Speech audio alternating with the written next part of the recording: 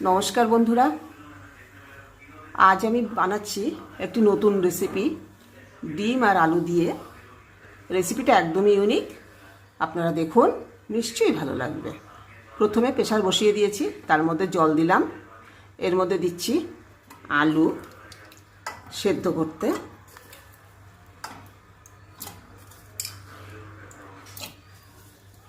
আলু দিচ্ছি, আলু সেদ্ধ।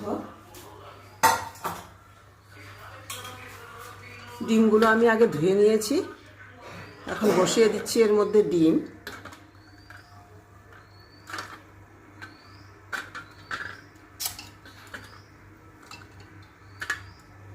ডিম বসিয়ে দিলাম, এর মধ্যে দেবো একটু নুন, যাতে ভালো করে সেদ্ধ হয়ে যায় এবং খোসাগুলো আমি তাড়াতাড়ি ছাড়াতে পারি। দিয়ে প্রেসারে করে আমি প্রেসারটা বন্ধ করে 2-3 মিনিট সেদ্ধ করে নিই। আলু ডিম সব ছুলে নিয়ে এসেছি। এখন এখানে ফ্রাই প্যান বসিয়ে দিয়েছি, ফ্রাই প্যানে বসিয়ে দিলাম, ডিমগুলোকে ভেজে নেব।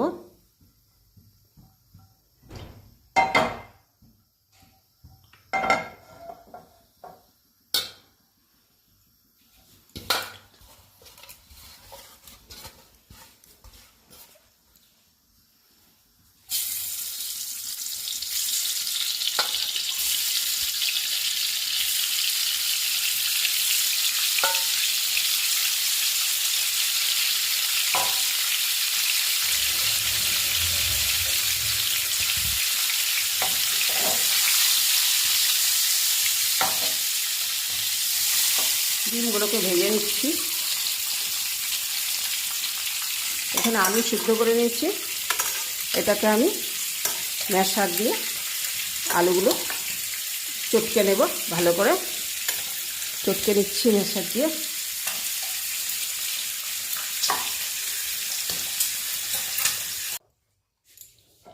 তেল গরম করতে বসিয়ে দিয়েছি, এটার মধ্যে একটু দিলাম জিরে ফোড়ন, এখানে আছে পেঁয়াজ, কাঁচা লঙ্কা,